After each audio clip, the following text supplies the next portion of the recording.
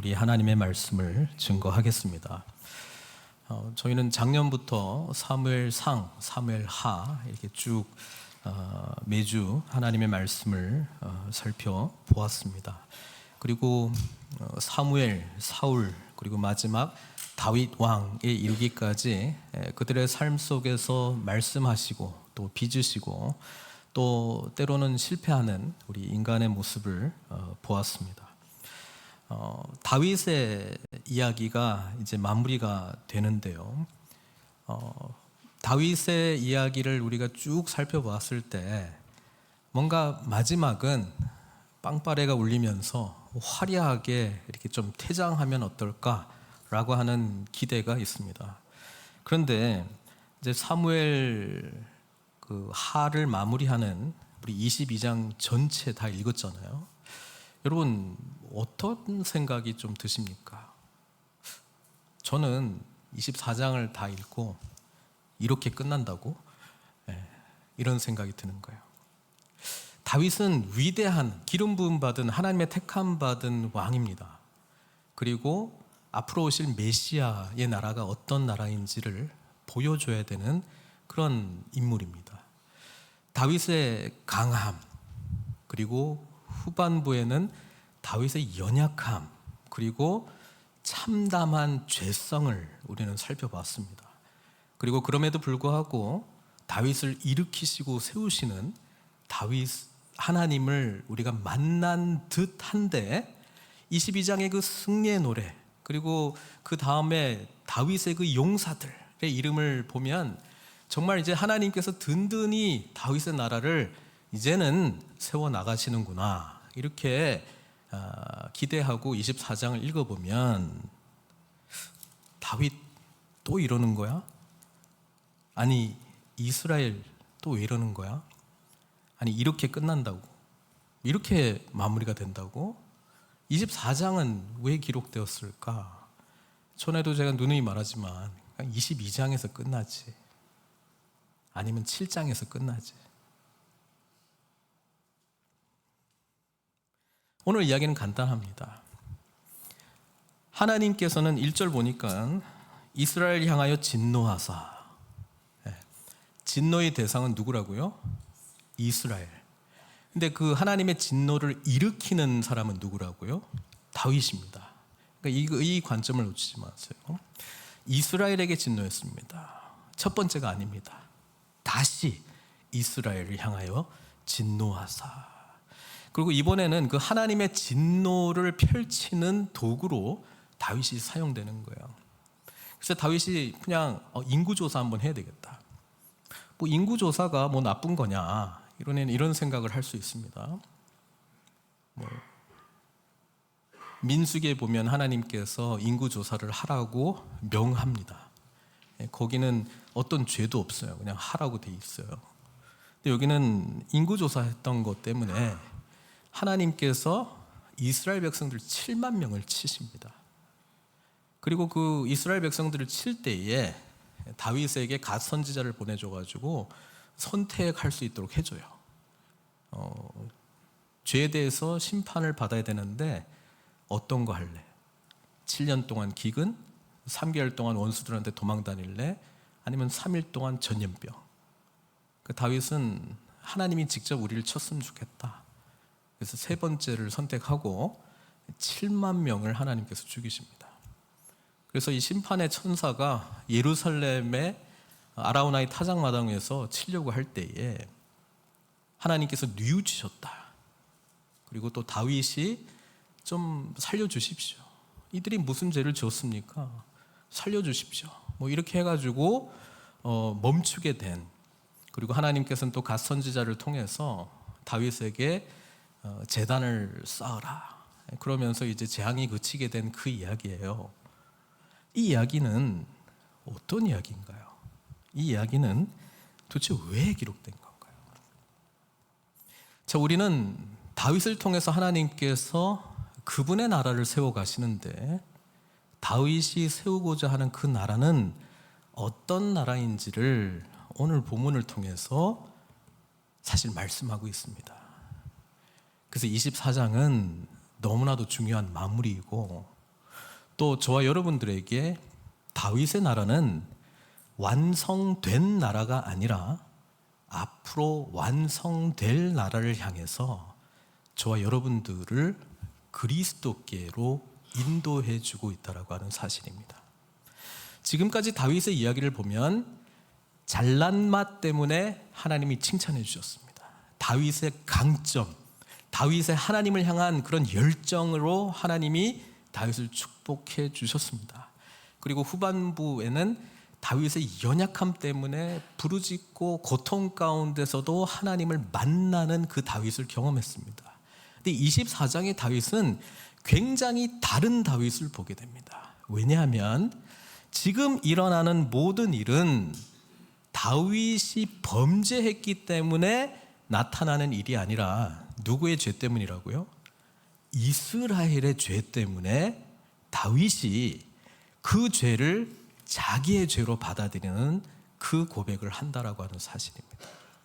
지금 다윗은 자기 문제 말고 이스라엘 공동체에게 임하는 하나님의 죄에 대해서 자신의 죄로 받아들이는 앞으로 오실 예수님의 모습을 지금 24장에 보여주고 있다라고 하는 사실입니다. 지금 1절을 보면은요,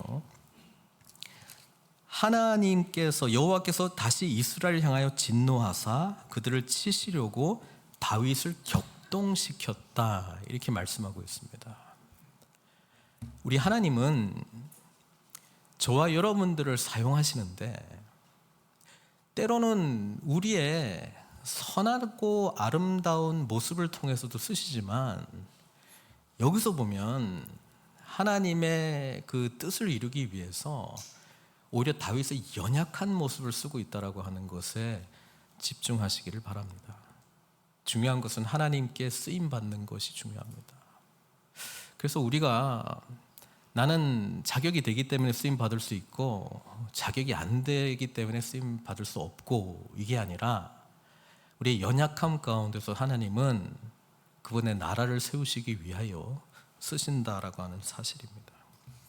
다윗은요, 그 격동시켜서 하는 일이 인구조사입니다.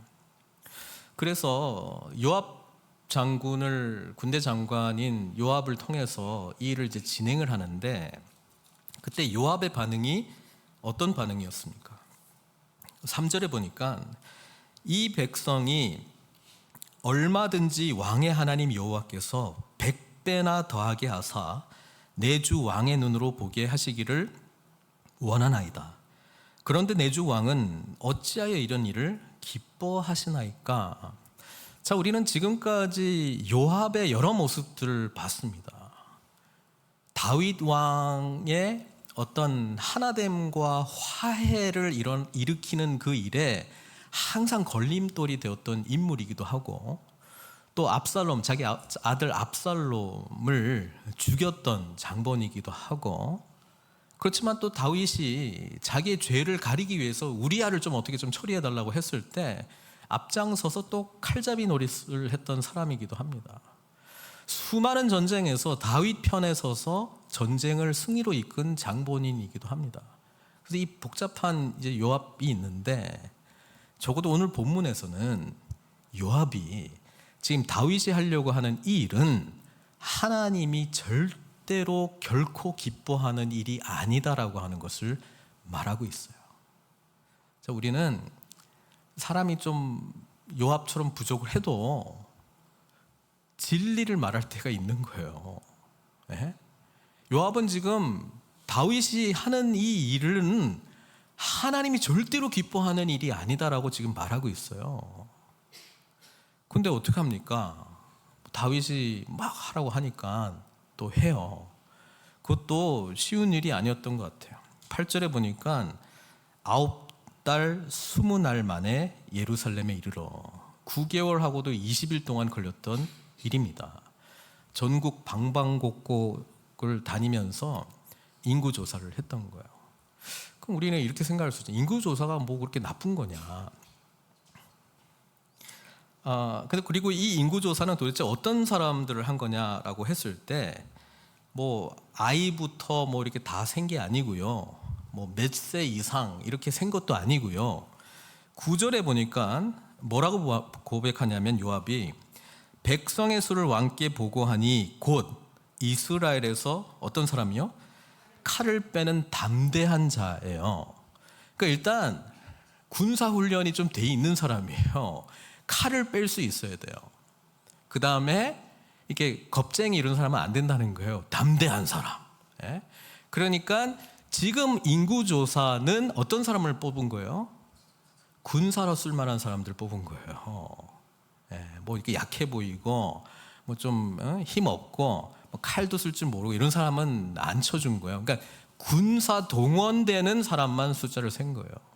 이 숫자를 세는 목적은 뭘까요? 군사 해가지고 뭐 할 거예요? 전쟁해야지. 내가 지금 전투력이 어느 정도 되냐, 내가 지금 얼만큼 힘을 갖고 있냐, 그것을 이제 파악을 하는 거예요. 그런데 여러분, 다윗이 뭐 실수한 부분도 많이 있는데, 대표적으로 우리가 정말 다윗의 집안이 그냥 콩가루 집안 되고 아들 4명 죽고 막 그냥 처참하게 된 그 근본 원인이 밧세바와의 간음 때문에 시작된 거잖아요. 여러분, 어떻게 생각하세요? 인구조사하는 게 큰 죄입니까? 밧세바와 간음하고 그 결과로 우리야 죽이고 완전 범죄하고 하나님의 망령되이 일컫고 십계명을 다 어긴 게 더 큰 죄입니까? 어떤 게 더 큰 죄 같아요? 저는 밧세바와의 이 사건이 더 큰 범죄 같아요.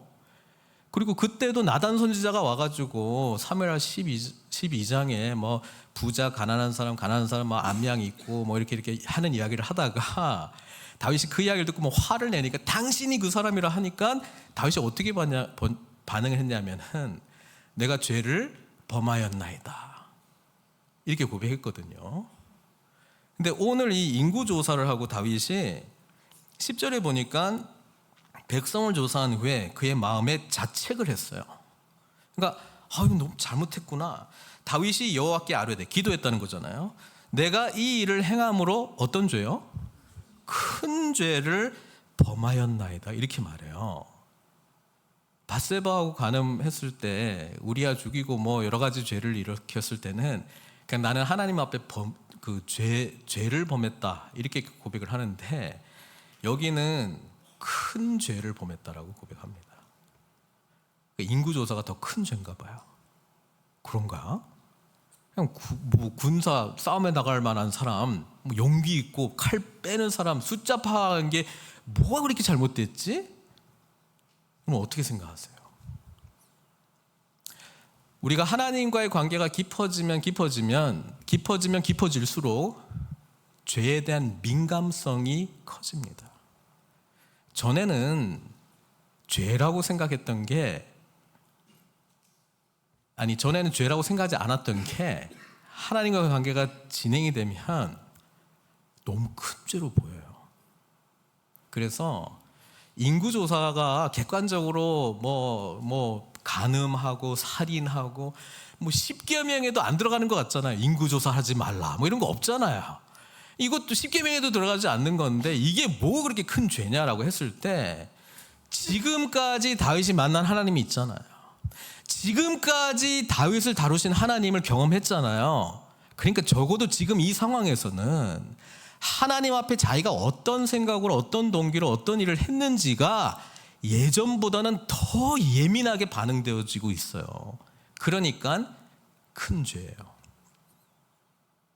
참 이게 우리 신앙생활의 이 참 아이러니적인 그 실제인데요. 예수 그리스도의 은혜 가운데 깊이 들어갈수록 나의 죄성에 대해서 더 예민해져요. 거룩하신 하나님, 빛 되신 하나님은 만나면 만날수록 내가 얼마나 큰 죄인인가를 깨닫게 돼요. 그래서 그 깨달음 가운데 그럼에도 불구하고 나를 선택하시고 불러주시고 일으켜주시고 자녀 삼아주시고 하나님의 일을 하게 하신 그 은혜를 깨달으면 감격하고 감사할 수밖에 없고, 그 은혜의 강권함을 입어서 주님의 일을 감당하는 거예요. 우리 사도 바울이 3층 천의 경험을 했잖아요. 하나님을 누구보다도 잘 알고 깊이 경험을 했잖아요. 자기 자신에 대해서 그래서 뭐라고 이야기해요?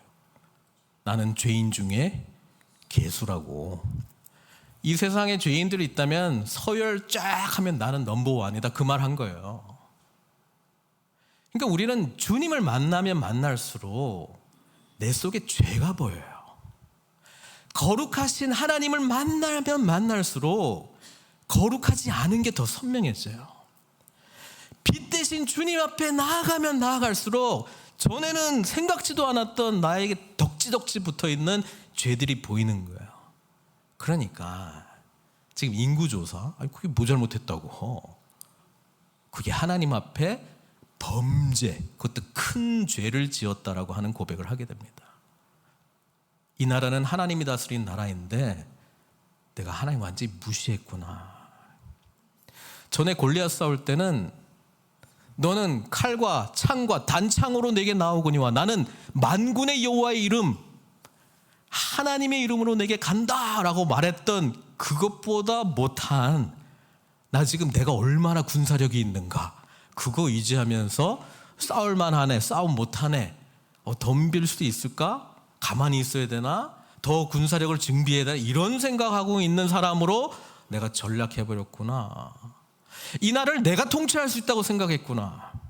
이 정도 능력 됐으니까, 산전수전 다 겪었으니까 이제 모든 거 알고 이렇게 하면 된다라고 착각했구나. 하나님께서 나를 어디서 절망의 구렁텅이에서 죄의 나락에서 나를 구원해 주셨는데 내가 완전히 망각하고 내가 뭐 된 줄 알고 뭐 해보려고 지금 인구조사하고 있었구나. 번번이 나를 이렇게 세워주시고 구원해 주신 하나님의 은혜는 간데없고 사울보다 못한 사람으로 내가 있구나, 이런 마음이 드는 거예요. 우리가 예수님과 깊이 교제하면 내 죄가 크게 보여요. 그런데 거기에 십자가에서 나를 위하여 죽으신 주님의 은혜는 더 크게 보여요. 그러니까 그분의 사랑의 강권함을 입어서 오늘 섬길 수 있는 거예요. 나 같은 사람을 용납하신 주님 때문에 다른 사람을 용납할 수 있는 거예요. 나 같은 사람 한 번 더 기회 주시고 살려주셨으니까 내가 다른 분 섬길 수 있는 거예요. 신앙생활이 깊어지는데 여러분 착각하지 마세요. 하나도 죄 안 지고 난 거룩한 모습만 나타나고 점점 선한 사람으로 바뀌어간다? 맞아요. 그런데 그렇게 되는 거는 내가 얼마나 큰 죄인인지를 깨닫고 그분의 은혜를 경험하고 선함을 택하는 그 능력이 커지는 거지, 복음 안에서의 다시 세워지는 회복력이 빨라지는 것이지, 내가 나를 인지할 때 이야, 난 참 정말 작년보다 올해는 진짜 더 거룩하고 더 겸손하고 너무 홀리한 것 같아. 거울 쳐다보니까 너무 광채가 나가지고 못 쳐다보겠네. 이렇게 되는 게 아니라는 거예요. 제가 그 탈봇을 공부할 때 누가 그 신앙 연차가 깊어지면 더 겸손해지는가, 그거를 조사를 했어요. 또 그래서 이제 문항들이 있어요. 그래서 자기를 이제 그 셀프 이밸루에이션 해가지고 이렇게 하는 건데 1년에서 한 몇 년 안 되는 분들은 나는 점점 겸손해지는 것 같다, 이렇게 해. 근데 신앙 연차가 더 깊어지잖아요. 이렇게 이게 연차 겸손이 이제 점점 더 겸손해지는 것 같다, 이 그래프라면 이렇게 가다가 다시 내려가요. 왜 그런지 아세요? 죄에 대한 민감성이 더 세지는 거예요. 그러니까 겸손을 이야기하기 이전에 내가 죄인이라고 하는 게 더 분명해지는 거예요. 그래서 우리가 신앙 연차가 깊어지는데 왜 겸손하지 못하는 줄 아세요? 왜 교만한 줄 아세요? 내 죄가 안 보이기 때문에 그래요. 죄가 안 보이면 어떻게 된 줄 아세요? 예수님이 나의 죄를 위해서 죽으셨다라고 하는 거는 아는데 감격이 없어요. 감동이 없다고. 다 아는 거 아니에요? 뭐 다 그런 거죠. 뭐 감동이 없다고요. 나를 위해서 죽으신 주님의 그 은혜가 없어요. 그러면 그때부터 하는 외적인 행위는 그냥 좀 나쁘게 말하면 폼 잡는 거예요. 신앙 있는 척 하는 거예요. 거기에 넘어가지 마세요. 그런 나가 내가 아니라고요. 주님 만나면 죄인이지만 나를 의롭게 해주신 이 간격만큼의 은혜가 커지기 때문에 그 감동으로 하나님께 영광 돌리고 예배하고 섬기는 거예요. 그러니 자랑할 게 없죠. 이게 쇼하는 게 아니고 진짜 자랑할 게 없는 거예요. 이전보다 더 크신 은혜 경험한다라고 하는 거는 이전보다 내가 더 죄인이라고 하는 것을 깨닫는 과정이에요. 그 다윗이 인구조사 뭐 그렇게 잘못된 거냐라고 할 때 거기에 있는 동기, 이거를 하면서 내가 뭘 원했던가, 하나님께 내가 기도했던가, 하나님 뜻을 물어봤던가, 이걸 통해서 내가 주님의 나를 내가 다스린다고 이 엄청난 것들이 막 생각이 나면서 내가 또 이러고 있네, 자책한 거예요. 그래서 하나님 앞에 이 큰 죄로부터 나를 좀 살려달라고 이렇게 말하는 것이죠. 근데 하나님은 다윗을 심판하려고 이렇게 한 게 아니고 뭐 하려고? 이스라엘을 심판하려고 한 거예요. 참 재밌죠? 나만 재밌나? 하여튼 재밌어요. 그래서 골라요. 세 개 중에 선택을 주겠다. 하나님이 직접 치십시오. 그래서 전염병, 이 기근, 원수로부터 쫓겨다니는 거, 전염병, 이거는 전부 다 신명기 28장에 나오는 내용들이에요. 신명기 28장이 축복과 저주장이잖아요. 순종하면 복받고 불순종하면 저주받고. 근데 저주받는 그런 여러 가지 그 하나님의 심판의 이야기 중에 이 세 가지가 다 들어가요. 근데 어쨌든 하나님이 직접 치는 것을 선택을 했습니다. 그래서 이제 하나님이 7만 명을 죽였어요. 근데 한 명 한 명 죽어가는, 전에는 칼 빼고 담대한 사람 몇 명이야 이렇게 하다가 이제 보고가 들릴 거 아니에요. 이제 지금 숫자가 막 들리는데 어떤 숫자예요? 죽어가는 숫자 들리는 거예요. 1,000명 죽었습니다. 2,000명 죽었습니다. 3,000명 죽었습니다. 이때 다윗이 어떤 생각을 하죠? 누구 때문에 죽었다고 생각해요? 자기 때문에 죽었다고 생각해요. 근데 실제는 다윗 때문에 죽었다라는 아니에요. 어떤 의미에서는요, 자기 때문에 죽었다고 생각을 해요. 여기 16절하고 17절 자세히 보세요. 이 심판의 천사, 죽음의 천사가 막 전염병으로 막 사람을 치고 있는데, 예루살렘을 향하여 그의 손을 들어 멸하려 하더니 우리 하나님께서 어떻게 해요? 이 재앙 내리심을 뉘우치사. 우리 하나님도 뉘우치시는가 보다. 우리 하나님은 우리를 심판하시는 걸 기뻐하시지 않습니다. 하나님도 얼마나 고통스러워 하시겠어요. 뉘우치사 백성을 멸하는 천사에게 이르시되 족하다, 이제는 내 손을 거두라 하시니 여호와의 사자가 여부수 사람 아라우나의 타작마당 곁에 있는지라. 막 치려고 하는 거를 하나님이 족하다, 그만해라 이렇게 말한 거예요. 근데 이거를 다윗이 봤어요. 다윗에게 이것을 하나님이 보여주셨어요. 17절, 다윗이 백성을 치는 천사를 봅니다. 그러면서 여호와께 기도하거든요. 이 부르짖는 기도인데 어떻게 기도해요? 나는 범죄하였고 악을 행하였거니와 이 양무리는 무엇을 행하였나이까? 이렇게 고백을 해요. 주의 손으로 나와 내 아버지의 집을 치소서, 이렇게 고백을 해요. 이 기도 끝나고 어떤 일이 일어날게요? 전염병이 끝났어. 지금 본문을 보면 다윗의 기도 때문에 하나님 멈춘 거예요? 아니에요? 아닙니다. 하나님이 뉘우치시고 멈추게 한 거예요. 다윗 입장에서는 이거 왜 멈췄어요? 자기가 기도해서 멈췄다고 생각해요. 이거 자기 죄 때문에 일어났고 자기가 기도해서 이게 멈췄다고 생각을 해요. 그렇잖아요. 다윗이 살려주십시오. 이 백성이 뭘 잘못했습니까? 차라리 나를 쳐주십시오. 나를 주십시오. 이렇게 기도했던 거예요. 하나님 앞에 절규하면서. 그러니까 죽음의 천사가 없어졌어요. 다윗 입장에서는 지금 일어난 일은 누구 때문에? 자기 때문에. 멈춘 건 누구 때문에? 자기 때문에. 하여튼 인간은 자기중심적이야. 근데 하나님이 안 치셨어요. 그러니까 이게 하나님이 다윗에게 주고자 하는 마음이에요. 왜냐하면 앞으로 오실 진짜 메시아는 우리 죄 때문에 죄 없는 분이 우리를 대신해서 치심을, 죽임을 당하실 거거든요. 그렇잖아요.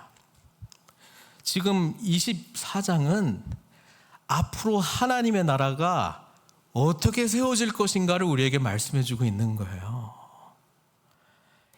지금 이 상황은 이스라엘의 죄 때문에 일어나는 거예요. 다윗 때문이 아니에요. 근데 다윗은 이 이스라엘의 죄가 없다고 말하고요. 내 죄 때문이라고, 나를 치라고 말하는 거예요. 우리 주님이 오셔서요, 죄를 인지하지도 못하고 고백도 안 하는 이 어둠 가운데 있는 우리를 위해 불쌍히 여기시고 우리를 향하여 용서를 선언하시고, 저들은 아무것도 모릅니다. 저들의 죄를 내가 다 담당하겠습니다. 나를 치소서. 십자로 가신 분이 우리 주님이세요. 이 은혜를 안다면 예배 안 할 수 없죠. 여기서 지금 하나님은 다윗에게 갓 선지자 보내가지고 예배하라고 말씀하잖아요. 갓이 다윗에게 이르러 그에게 아뢰되 18절에 여부스 사람 아라우나의 타작마당에서 여호와를 위하여 제단을 쌓으소서. 그냥 제단 쌓으라고 말했어요. 근데 다윗이 제단을 쌓고 하나님이 이런 제사를 나에게 드려라 라고 명하지 않았는데 두 개의 제사를 드립니다. 번제와 화목제를 드립니다. 그리고 또 아라우나의 타작마당에 제사를 드릴 모든 재료가 또 다 준비가 돼 있어. 뭐 제단 만들 수 있는 것도 다 있고, 뭐 바칠 소도 있고, 뭐 다 있어요. 그래서 아라우나가 여부스 사람이거든요. 여부스는 원래 가나안 원주민이에요. 그리고 예루살렘은 여부스 사람들이 원래 살았어요. 근데 다윗이 왕이 되고 나서 이스라엘 전체의 수도로 예루살렘을 선택을 한단 말이에요. 그래서 여부스 사람들을 몰아내고 정복을 하고 이제 다윗성으로 예루살렘을 이제 삼게 되는데, 그 원주민들이 남아 있어요. 이제 동화된, 이스라엘이 동화된 원주민들이죠. 왜냐하면 제사에 대해서도 잘 알고 있는 듯하게 지금 말하고 있잖아요. 그래서 뭐 여기 다 드리겠습니다. 당신 왕이니까 뭐 알아서 하십시오 하니까 다윗이 뭐라고 이야기했냐면 값을 주고 내게서 살이라. 그렇죠? 내 하나님 여호와께 번제를 드리지 아니, 값 없이는 내 하나님 여호와께 번제를 드리지 아니하리라. 예. 자신의 죄라고 생각했던 다윗은 이 죄에 대한 값을, 희생, 대속적인 죽음을 감당해야 되는, 그러니까 원래 제사법이 그렇잖아요. 자기의 죄를 그 희생 제사에 안수하고 죄를 전가시키는 거거든요. 그래서 이 제물을 희생할 때 내가 죽어야 되는데 나 대신 이 희생 제물이 죽는 거거든요. 그러려면 자기 소유가 돼야 되거든요. 자기 거야지 남의 것으로 하면 안 되거든요. 그러니까 값을 지불하는 거예요. 그리고 이제 번제와 화목제를 드렸다라고 하는데, 원래 구약의 5대 제사, 번제, 소제, 화목제, 속제제, 속건제 세 개는 하나님과의 관계가 좋을 때 하는 거예요. 그러니까 여기서 번제는 다 태워서 드리는 거를 burnt offering, 번제라는 뜻인데, 번제는 여기서는 하나님과 관계가 회복된 상태에서 드리는 번제는 아닐 거예요. 그럼 여기서 말하는 번제는 뭐냐? 속죄제를 말하는 거예요. 속죄제는 하나님과의 관계가 깨진 사람들이 회복하기 위해서 드리는 제사인데, 제사장, 이스라엘, 족장, 평민 이런 사람들은 어떤 제물을 드려야 되는지 다 정해져 있어요. 번제, 소제, 화목제는 자원하는 마음으로 드리기 때문에 자기가 알아서 드리고 싶거든 드리고 싶은 대로 드리면 되지만, 하나님과의 관계가 깨진 사람들은 딱 정해져 있어요. 그런데 백성의 리더, 대제사장, 그리고 이스라엘 백성 전체의 죄는 똑같아, 값이. 그래서 지금 다윗이 지금 왕이거든요. 근데 이스라엘 백성 전체를 대표하는 값이 뭐냐? 숫송아지거든. 그거를 지금 바치는 거예요. 그래서 이거는 번제 다 태워서 드리는 제사이긴 한데 속죄제로 드리는 거예요. 그리고 관계가 회복이 됐기 때문에 이제 뭘 드릴 수 있는 거예요? 화목제를 드릴 수 있는 거예요. 하나님과 우리 공동체 전체가 하나님과 다시 화목하게 되었기 때문에 다시 교통할 수 있고 소통할 수 있고 관계를 맺을 수 있고, 그래서 감사의 마음으로 드릴 수 있는 화목제를 드릴 수 있는 거예요. 그러니까 번제와 화목제를 같이 드리는 거예요, 지금. 왜냐하면 이 모든 일은 자기 죄 때문에 일어나는 것이고, 또 이스라엘 백성들은 잘못이 없습니다. 살려주십시오. 나를 치십시오. 차라리 나를 치십시오. 다윗이 어떤 의미에서는 한 번도 이런 마음으로 하나님 앞에 나아간 적은 지금 현재의 기록에는 없어요. 다 자기 때문이, 다 자기 중심적이야. 그렇잖아요. 다윗이 어려울 때 사울의 그런 핍박과 자기를 잡으려고 했을 때 도망 다닐 때는 참 억울한 마음으로 자신의 억울함을 하나님께 토로하면서 하나님을 만났다면, 후반기의 다윗의 삶은 자신의 죄 때문에 일어난 일들 수습하고 여기 하나님 뜻을 찾고 이러면서 이렇게 좀 만났는데, 다른 사람의 죄를 나의 죄로 받아들이면서 고백하고 하나님 살려달라고 했던 거는 지금 처음이라고요. 우리 하나님께서는 앞으로 오실 메시아가 그분의 나라를 어떻게 세워가시는지를 보여주시는 거예요. 다윗에게 예수 그리스도의 대속적 죽음 경험을 맛보게 하신 거예요. 그분이 오셔서 어떻게 죄인인 우리를, 죄 없으신 분이 다 받으시고, 여기에 다윗은 자기가 죄인이라고 생각하고 이렇게 하지만 우리 주님은 죄가 없으신데 우리의 모든 죄를 다 담당하시고, 우리가 받아야 될 재앙, 우리가 받아야 될 저주를 십자가에서 죽음의 심판을 대신 받으시면서 멈추게 하신다. 이게 앞으로 오실 주님께서 행하실 일이라고 하는 것으로 다윗의 이야기에 마침표를 찍고 있는 거예요. 이 아라우나의 타작마당이 뭐가 됩니까? 똑같은 이야기가 역대상 21장에도 기록이 되어 있는데, 21장이 다 끝나고 22장 1절을 보면 이 아라우나의 타작마당이 뭐가 되는지를 말씀해 주고 있어요. 제가 읽겠습니다. 다윗이 이르되 이는 여호와 하나님의 뭐라고요? 성전이요 이는 이스라엘의 번제단이라. 그래서 다윗이 솔로몬에게 왕위를 물려주고 솔로몬이 해야 될 제일 중요한 일이 뭐예요? 성전 짓는 거잖아요. 성전 건축. 그래서 역대하 3장 1절에 보면 이렇게 기록되어 있습니다. 솔로몬이 예루살렘 모리아 산에 여호와의 전 건축하기를 시작하니 그곳은 전에 여호와께서 그의 아버지 다윗에게 나타나신 곳이요 뭐라고요? 여부스 사람 오르난의 타작마당에 다윗이 정한 곳이라. 여기는 아라우나로 되어 있지만 역대 상을 읽어보면 그 오르난으로도 되어 있거든요. 동명이 그 다른 이름이지만 같은 사람이에요. 그리고 한 가지 또 추가되는 게 여기가 모리아 산이라고 말했잖아요. 여러분 모리아 산은 또 어디예요? 그렇죠. 창세기 22장 2절. 여호와께서 아브라함에게 말씀하시잖아요.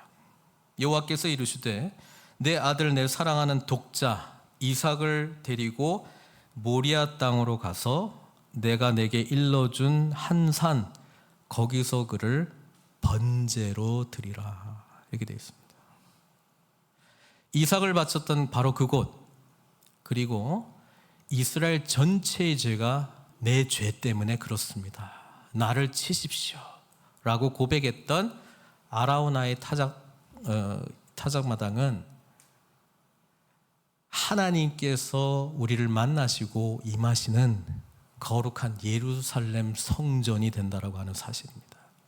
그리고 성전보다 크시니 성전 그 자체이신 예수 그리스도께서 오셔서 우리의 연약함, 죄를 친히 다 담당하시고, 다윗의 이 고백은 그렇게 생각했기 때문에 고백했지만 우리의 죄를 가져가시고 그분의 의를 우리에게 주셨다라고 하는 사실입니다.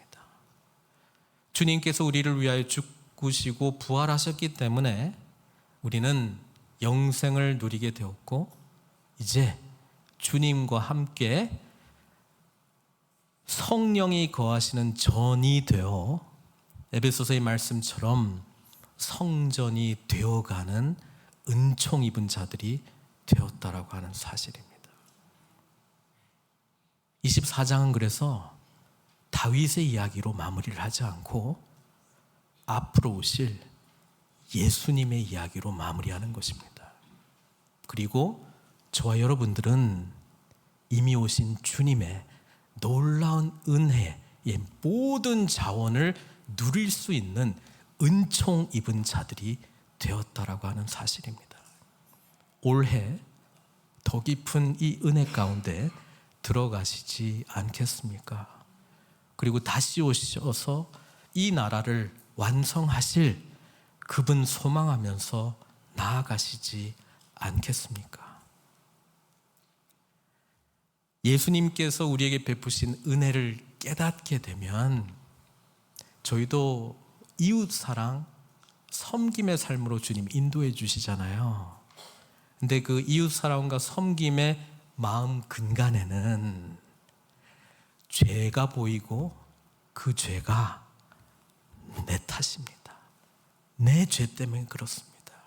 주님 살려주십시오. 주님 다스려 주십시오. 우리를 거룩하게 해주십시오. 주님의 생명 주십시오. 하나님의 다스림 가운데 한 분 한 분 나아가게 해주십시오. 진정한 회복이 있게 해주십시오. 이 마음으로 섬기게 된다라고 하는 사실이죠.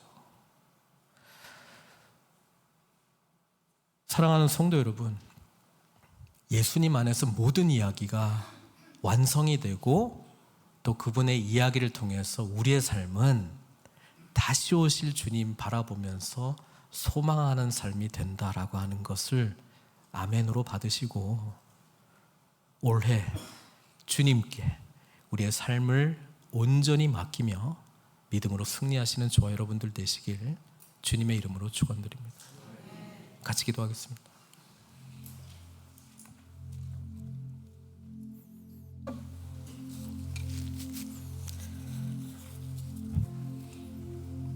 사무엘 하는 영웅 다윗의 이야기로 마무리를 하지 않고요, 오히려 자신의 죄를 처참할 정도로 깨닫고 이스라엘 백성 전체를 살리겠노라고 자신을 내어놓는 예수님 같은 고백으로 저와 여러분들을 부르고 또 주님께로 인도하고 있습니다. 주님과 동행하게 되면 나는 점점 사라지고 오직 주님만이 더 드러나게 된다는 말씀입니다. 2025년 주님을 더욱더 깊이 만나기를, 하나님의 은혜 가운데 더 풍성히 잠겨 섬기고 사랑하는 삶을 살기를, 그렇게 하도록 가능케 해주시는 주님의 은혜 가운데 깊이 들어가는 저희들 되게 해달라고 기도하셨으면 좋겠고요. 언제나 예배의 자리는 죄인된 것을 인정하고 이 죄를 위하여 재앙과 저주를 멈추신 주님의 은혜를 받아들이고 그 은혜에 사로잡혀 하나님께 영광 돌리는 삶이라고 하는 것을 고백하면서 함께 나아가게 해달라고 같이 기도했으면 좋겠습니다. 기도하시겠습니다.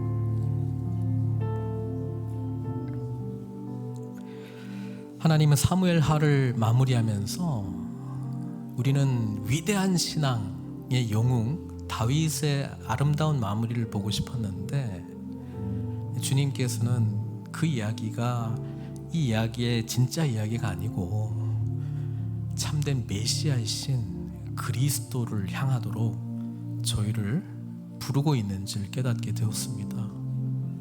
성전된 주님과 함께 죄인임에도 불구하고, 큰 죄인임에도 불구하고 우리를 구원해 주신 그 은혜에 감격하여 함께 성전이 되어가는 영광스러운 교회로 우리를 빚어가 주시옵소서.